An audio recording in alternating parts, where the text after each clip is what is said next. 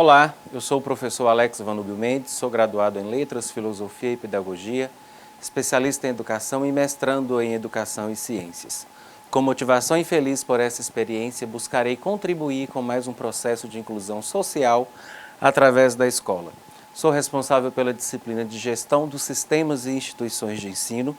Iremos continuar nossos estudos e aprofundaremos nossos conhecimentos ao tema A Escola como Organizadora do Processo, na qual falaremos mais especificamente sobre a gestão administrativa da escola e apontando as competências necessárias para exercer o papel de diretor de escola, os elementos do processo organizacional, como, por exemplo, a comunicação, o comportamento grupal e intergrupal e a construção do projeto político-pedagógico da escola como instrumento de democratização das relações no interior desta.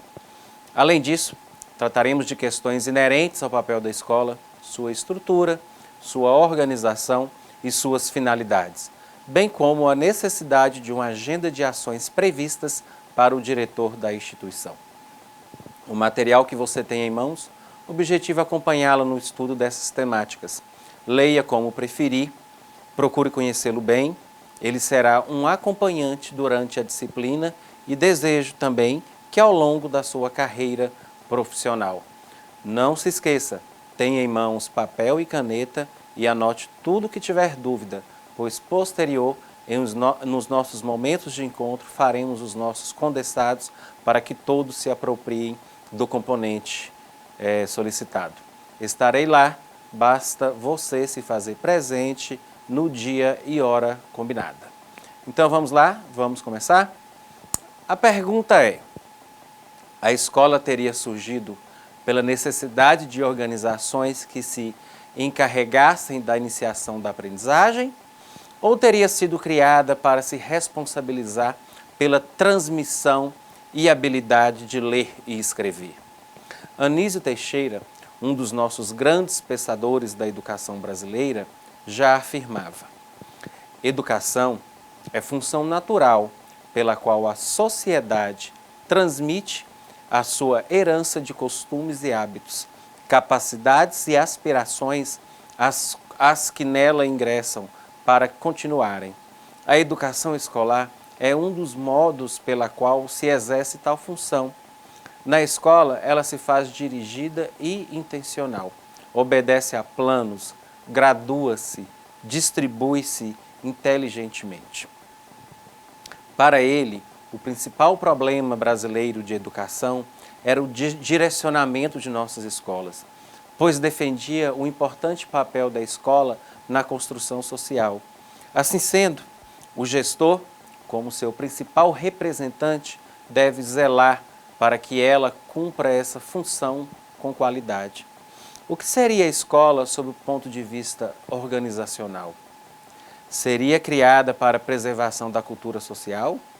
Pretendo que após essa aula você possa responder a essas e outras perguntas que surgirem ao longo de nossos estudos.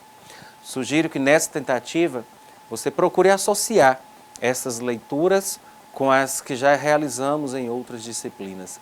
Também esperamos que te oriente quanto à importância da formação acadêmica para uma boa atuação da gestão da educação. Escola é um sistema social resultante da interação de uma pluralidade de agentes individuais, professores, especialistas, diretores, alunos, funcionários, cujas relações recíprocas são mutualmente orientadas, isto é, são definidas e transmitidas por um sistema de expectativas culturalmente estruturadas e compartilhadas. Como já vimos, a especificidade da organização educacional é determinada pelos fatores que a caracterizam e a tornam singular, distinta das demais organizações sociais. Os fatores que determinam essas especificidades são a sua finalidade, sua estrutura pedagógica, as relações internas e externas que advêm dessa estrutura e sua produção. Se tentássemos responder à pergunta se a escola teria surgido pela necessidade de organizações que se encarassem da iniciação da aprendizagem com a finalidade de preparar mão de obra para vários setores de atividades econômicas, certamente você perceberia certa relação com a finalidade de transmissão de conhecimentos práticos aos elementos da sociedade, ou seja, a formação de trabalhadores. Se tentarmos conceituar escola como responsável pela transmissão de habilidades de ler e escrever a todos da população, diríamos que a escola surgiu com a finalidade de ensinar a leitura e a escrita para possibilitar a todos os segmentos da sociedade o acesso ao conhecimento letrado. Observe que, através desses questionamentos, existem diferentes hipóteses para explicar o aparecimento da escola como organização nas sociedades modernas. Sabe-se que a escola surgiu quando a humanidade atingiu certo grau de desenvolvimento. Diríamos que esse é um sentimento pragmático e utilitário da educação. Isso você pode constatar com os estudos já realizados neste curso. Considerando essas discussões, podemos inferir que a escola foi criada, assim como outras organizações, para prestar serviço à comunidade, ou seja, para assegurar a realização de uma função social, qual seja a educação formal. No início da educação no Brasil, você observou que a escola atendia apenas as camadas mais privilegiadas da sociedade. Porém, com o passar do tempo, a escola passou a adquirir um novo significado, decorrente do aparecimento de novas condições sociais, políticas e econômicas, despontando como uma instituição necessária a todos os grupos sociais. Diríamos que, neste momento, a escola se vê solicitada por grandes massas da população, que veem na escola um meio que lhe possibilita a ascensão econômica e social. Nos estudos realizados, percebemos que a educação escolar realiza sua finalidade tanto na dimensão individual como na dimensão social. Daí a importância em que se analisar os fundamentos filosóficos e sociais da instituição. Na dimensão individual, podemos dizer que a escola tem sua finalidade definida pela filosofia da educação, que direciona a ação educativa por meio de reflexões dos seus problemas, de forma global e profunda. Momentos em que o educador identifica a finalidade da ação educativa. Na dimensão social, podemos dizer que a escola tem uma finalidade definida pela sociologia da educação, situando a educação no tempo e no espaço social. Na história da educação, aprendemos que a educação formalizada se instaurou e se desenvolve no espaço escolar. No Brasil, isso aconteceu principalmente nas escolas públicas. Sabemos que a escola consiste num grupo social com uma composição e organização definida, com uma estrutura composta por um grupo hierarquizado, porém que trabalha de forma compartilhada e democrática. Assim, sua existência depende essencialmente das atividades associadas de seus agentes educativos, dos alunos e dos pais, e tem como função principal a educação. Embora seja também dever da família, conforme prevê o artigo 205 de nossa Constituição Federal de 1988, que diz: a educação, direito de todos e dever do Estado e da família, será promovida e incentivada com a colaboração da sociedade. Ferreira diz que a escola pode ser compreendida de forma geral como uma instituição no âmbito de implementação de políticas públicas educacionais para a garantia de um dos direitos sociais, a educação. Dessa forma, ela está perpassando por conflitos de interesses relacionados ao mundo do trabalho, à apropriação e ao usufruto dos bens culturais e materiais socialmente produzidos. A busca da escola pelas massas ocorreu tanto pela necessidade pessoal de capacitação para o trabalho, como pela vontade de ocupar uma posição social, como resultado de uma conquista. Porém, Hoje a escola existe como um direito da população em adquirir os bens e serviços por elas prestados. Desta forma, a escola torna-se necessária como instrumento de ação e de controle social, bem como elemento de formação e orientação do indivíduo para o desempenho de diferentes papéis diante da sociedade. Vejamos no slide. Em suma, as instituições sociais são o conjugado de relações entre partes de um grupo, entre conglomerados ou entre pessoas e conglomeradas. Qualquer sociedade não tem condições de resistir se não apresentar certo aparelhamento e relacionamento entre seus grupos. Para que uma sociedade exista, são indispensáveis interações conscientes entre o indivíduo da mesma. Se não acontece o aparelhamento, ou seja, a organização, o homem não obtém a sua alimentação, por exemplo, ou seja, não poderia alcançar com perfeição todos os seus potenciais. Caros estudantes, educação constitui uma instituição universal pelo fato de que em todas as sociedades é necessário garantir a estrutura educacional como processo de transmissão do conhecimento e valores presentes na sociedade. Uma tendência natural do ser humano é a de procurar uma identificação em alguém ou em alguma coisa. Quando uma pessoa se identifica com outra e passa a estabelecer um vínculo social com ela, ocorre uma associação humana. Com os estabelecimentos de muitas associações humanas, o ser humano passou a estabelecer verdadeiros grupos sociais. Caríssimos, podemos definir que grupo social é uma forma básica de associação humana que se considera como um todo, com tradições morais e materiais. Para que exista um grupo social, é necessário que haja uma interação entre seus participantes.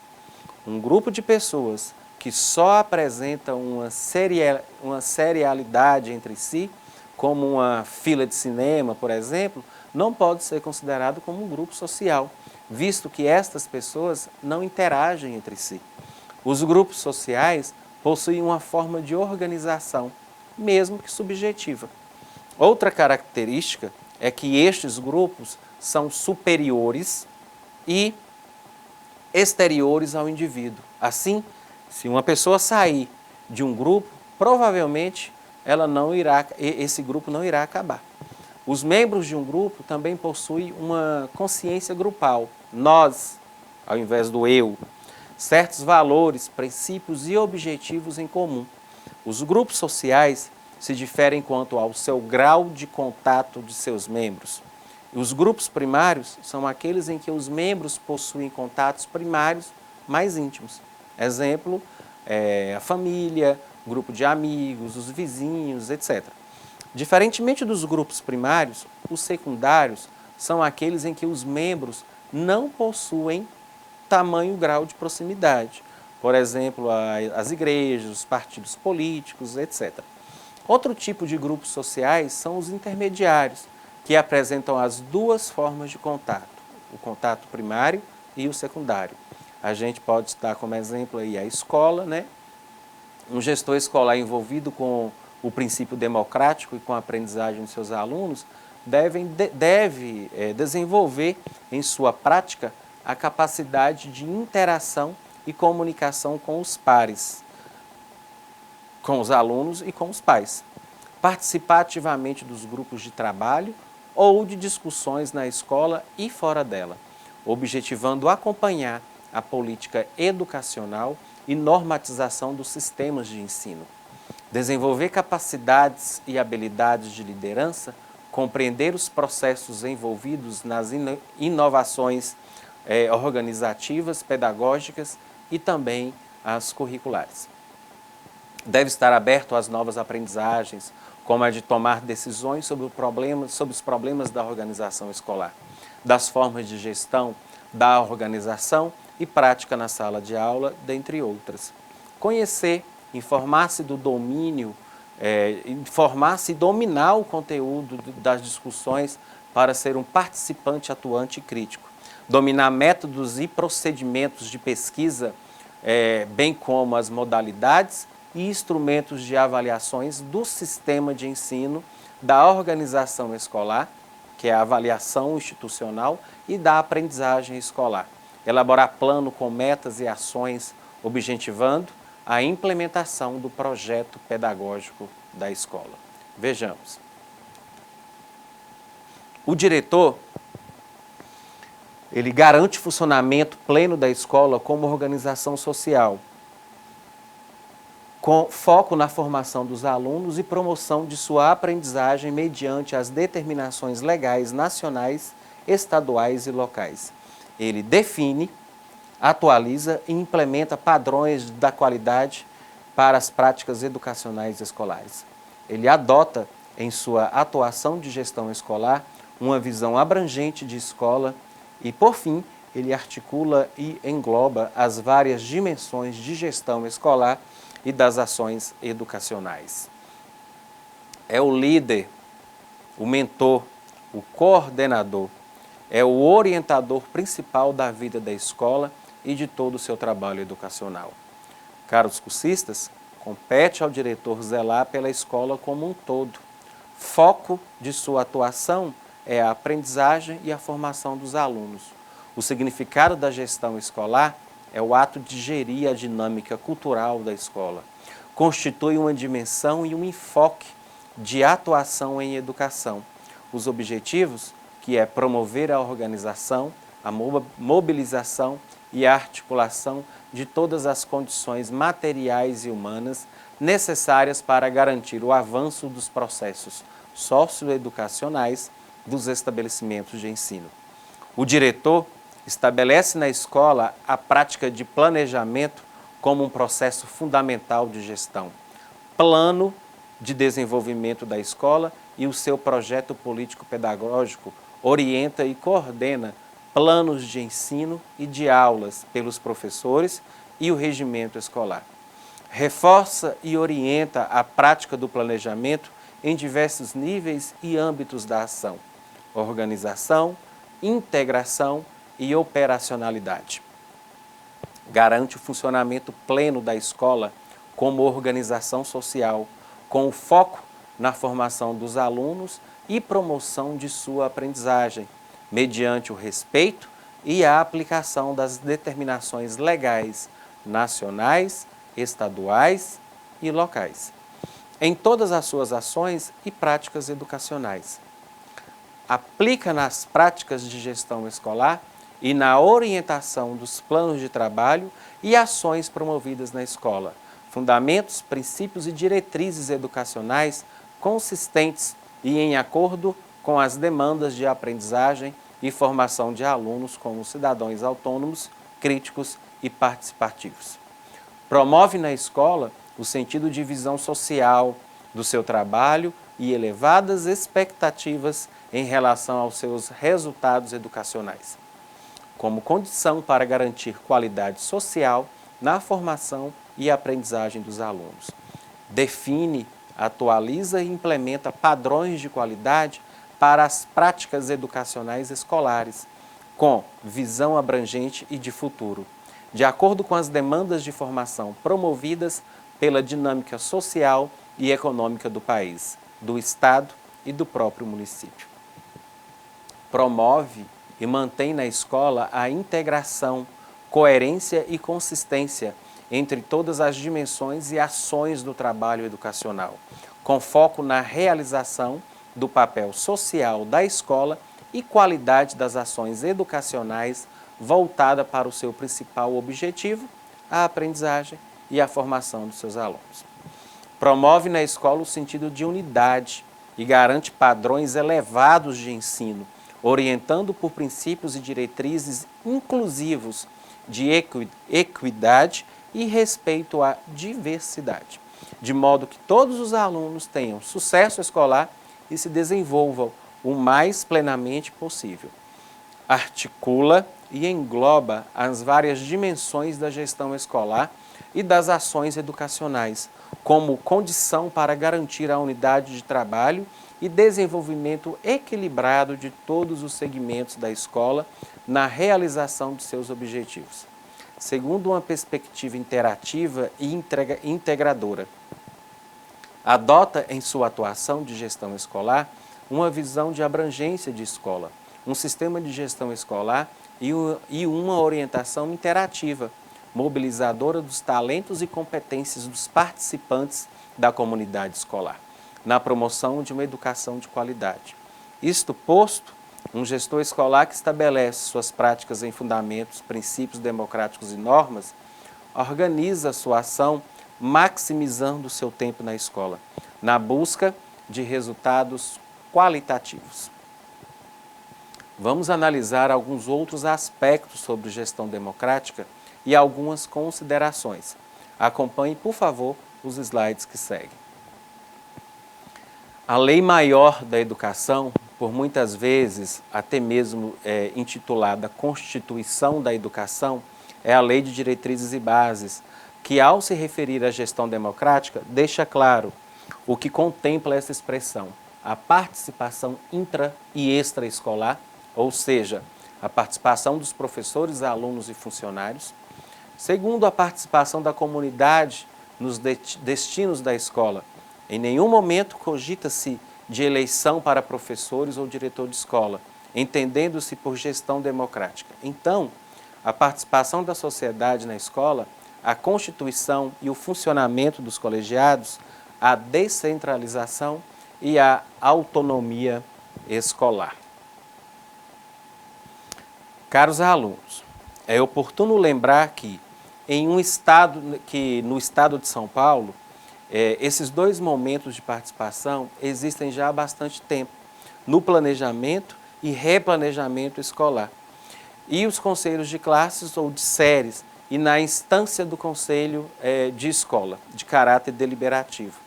Salienta-se que o Estado de São Paulo foi o pioneiro em prover o cargo de diretor de escola e, posteriormente, o de supervisor de ensino através de concurso público de provas e títulos. Na maioria dos demais estados, o provimento desse cargo, na verdade, então, uma função, dá-se por mera indicação política, ou melhor dizendo, por conveniência política partidária. Não é sem razão que nesses estados a eleição, concurso para diretor de escola, representaria um avanço, tentando-se fugir do clientelismo político. No entanto, há quem defende que o método de nomeação através de concurso não é totalmente um meio de democracia, vez que somente avaliaria a condição técnica da pessoa, que muitas das vezes não possuía empatia com determinada escola e comunidade. Por outro lado, há quem defenda que um mix entre o concurso público e as eleições seria o sistema ideal para o preenchimento do cargo de diretoria. Assim, acho que poderia haver um concurso público de provas de títulos ou até mesmo apenas de títulos e posteriormente os aprovados passariam por um processo eleitoral. Com isso, certamente a democracia estaria sendo melhor aplicada no ambiente escolar, possibilitando uma maior participação da sociedade com o alcance dos objetivos pretendidos. Vejamos. O Conselho de Classe é órgão colegiado de natureza consultiva e deliberativa, em assuntos didático-pedagógico, fundamentado no projeto político-pedagógico da escola e no regimento escolar. É o momento em que os professores, a equipe pedagógica e direção se reúnem para discutir, avaliar as ações educacionais e indicar alternativas que busquem garantir a efetivação do processo de ensino e aprendizagem dos estudantes. O conselho de classe pode ser organizado em 3 momentos. O pré-conselho, que é o levantamento de dados do processo de ensino e disponibilização aos conselheiros, que no caso são os professores, para análise comparativa do desempenho dos estudantes, das observações, dos encaminhamentos didático-metodológicos realizados e outros. De forma a dar agilidade ao conselho de classe, é um espaço de diagnóstico, O conselho de classe é o momento em que todos os envolvidos no processo se posicionam frente ao diagnóstico e definem em conjunto as proposições que favoreçam a aprendizagem dos alunos. O pós-conselho é o momento em que as ações previstas no conselho de classe chegam nas suas bases efetivas.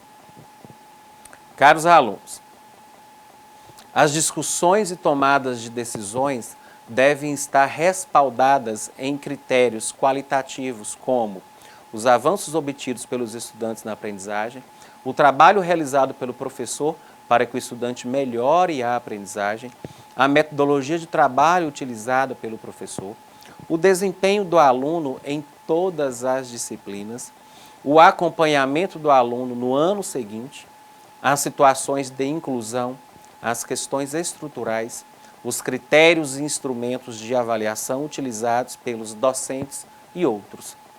Cabe à equipe pedagógica a organização, a articulação e acompanhamento de todos os processos do conselho de classe, bem como a mediação das discussões que deverão favorecer o desenvolvimento das práticas pedagógicas. O conselho serve para ser um raio-x da escola e saber qual é o panorama geral. Qual disciplina os alunos têm mais dificuldades e qual aluno caiu e avançou. É um ótimo cenário para se identificar confrontos avassaladores em crianças, como, por exemplo, abuso. Se o aluno é considerado bom e suas notas estão abaixo do básico, é um alerta para a escola investigar. Ali será descoberto que ela passou ou está passando por traumas familiares ou não.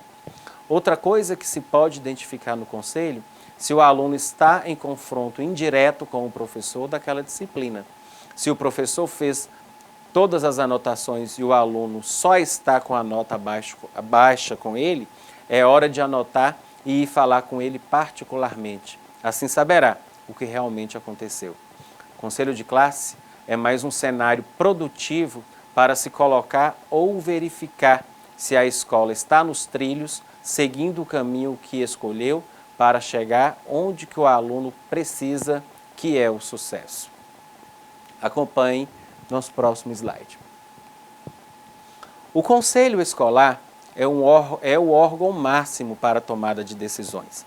Realizadas no interior de uma escola, este é formado pela representação de todos os segmentos que compõem a comunidade escolar, como alunos, professores, pais e responsáveis, funcionários, pedagogos, diretores e comunidade externa. Cada conselho escolar tem suas ações respaldadas através do seu próprio estatuto, que normatiza a quantidade de membros, formas de convocação para as reuniões ordinárias e extraordinárias, como é realizado o processo de renovação dos conselheiros, dentre outros assuntos que competem a esta instância. Cursistas, nesse sentido, cabe aos conselhos escolares deliberar sobre as normas internas e o funcionamento da escola, participar da elaboração do projeto político-pedagógico, analisar e aprovar o calendário escolar no início de cada ano letivo, analisar as questões encaminhadas pelos diversos segmentos da escola, propondo sugestões, acompanhar a execução das ações pedagógicas, administrativas e financeiras da escola e mobilizar a comunidade escolar e local para a participação em atividades em prol da melhoria da qualidade da educação, como prevê a legislação. A Constituição Federal, em seu artigo 206, estabelece os princípios sobre os quais o ensino deve ser ministrado no país, com destaque para a gestão democrática do ensino.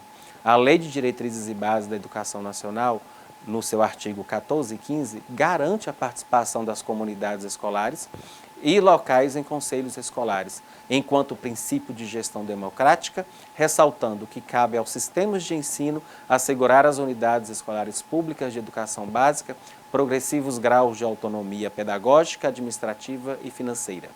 Os conselhos escolares são compostos por representações e contam com a participação de docentes, especialistas, funcionários, pais de alunos e outros. No que diz respeito à proporcionalidade, a configuração do conselho da escola pode variar entre os estados e municípios, mas na maioria das vezes o quadro composto por representantes eleitos através de assembleias dependerá da capacidade das escolas e do número de classes e alunos. Uma vez eleito, a atuação dos conselhos escolares se divide entre as funções deliberativas, consultivas, fiscalizadora e mobilizadora, quanto pedagógica. A função consultiva refere-se à emissão de pareceres para diminuir as dúvidas no âmbito pedagógico, administrativo e financeiro. A função fiscalizadora requer o acompanhamento e fiscalização da gestão pedagógica, administrativa e financeira da unidade escolar. A função mobilizadora consiste na busca de apoio da comunidade escolar local quanto à melhoria da qualidade de ensino, acesso, permanência e aprendizagem dos seus estudantes. Por fim, a função pedagógica refere-se ao acompanhamento das ações pedagógicas desenvolvidas com o objetivo de identificar problemas e sugerir alternativas para a melhoria de desempenho dos alunos. Contudo, em um contexto marcado por escolas ainda fortemente marcadas por relações autoritárias em seu cotidiano, o grande desafio é conquistar a participação e a corresponsabilidade de todos os atores envolvidos, uma vez que as atribuições do conselho escolar nem sempre são de conhecimento de seus membros, que não se envolvem efetivamente e relegam as decisões à direção da escola. Por outro lado, não é raro que a própria direção da escola tenha receio em fortalecer os seus conselhos escolares, por ter medo de interferências nas suas tomadas de decisões. A escola não é feita apenas de prédios com alunos, professores, funcionários, livros de chamada, livro de ponto, mas se constrói pela ação das pessoas, pelo exercício da cidadania intra e extramuro escolar. Isso significa que ela tem, na gestão democrática, por meio da efetiva participação da comunidade na vida da escola, sua maior e melhor aliada. Dessa perspectiva, não se concebe que o regimento escolar seja pouco lembrado pela escola como o instrumento democrático de sua autonomia e a representação de sua identidade. É fato que não se faz democracia e participação por decreto, mas devemos nos valer das possibilidades das leis como caminho para vencer os fatores que emperram a prática democrática na escola. Há que se promover ações para engajar cada segmento da comunidade escolar, abrindo a cada um deles o espaço de intervenção que lhes cabe para que se conscientizem de que o sucesso escolar é causa que lhes pertence e pela qual devem se mobilizar. A participação, o partilhamento e a descentralização do poder são práticas democráticas que induzem cada membro da comunidade escolar a dar significado e valor à causa escolar.